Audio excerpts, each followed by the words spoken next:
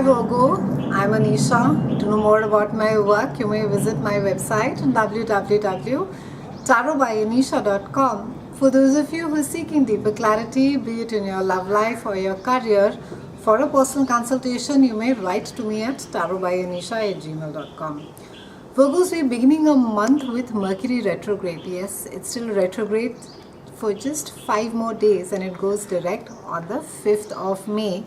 And it is conjuncting Jupiter, that is there in a part of your chart that is all about joint finances. Mercury is retrograde in a part of your chart that is all about joint finances, resources, intimacy, sexuality and transparency. And Mercury over here is at least for them from having any heavy duty conversations, discussions, negotiations, buying any expensive electronic item, or even planning really a heavy ticket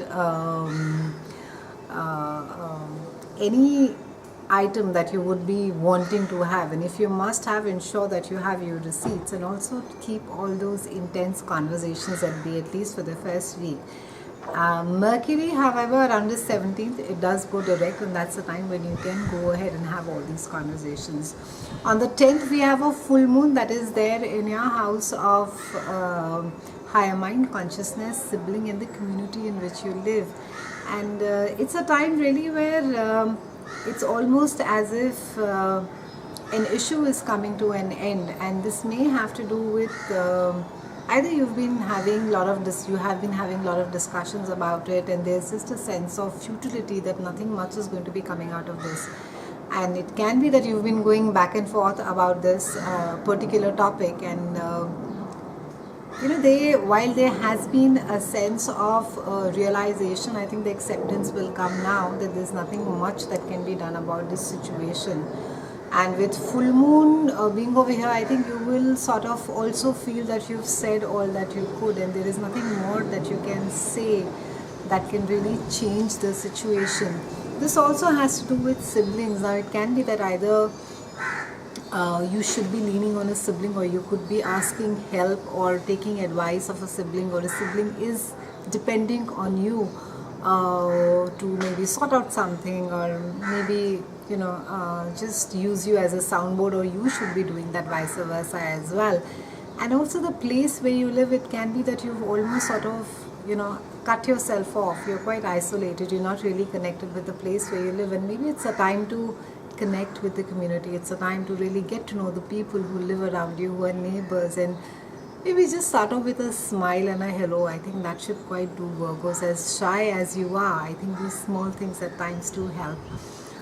On the 17th, we have Mercury that is moving into your house of expansion, spirituality, and long distance travel as well, and it is joining Sun. It's a lovely placement because not just you'll be having conversations, but some of you are even going to be traveling maybe to far off countries, and there are a lot of discussions going on around I think there's just an entire expansion of the mind of how you're really looking at the situation. There's no longer this tunnel vision that you have, and you're choosing also, and I think it's a wise thing that you're doing. You're not looking at the situation in with just a single perspective. You're looking at it in a wider, in a larger frame, and that is, it's not only healthy, I think somewhere it is also therapeutic for you, because it's not obsessing about a certain thing which is not working in your life. I think in itself is a wonderful thing. You are able to sort of overcome things, and you can move on more easily ahead. And it's also a time where you will be seeking others who have similar expansive mind, maybe subjects, maybe people, maybe you could be traveling, you could be meeting people from different cultures and ethnicities and background, and understanding their work or their lives, and it will just open up your mind.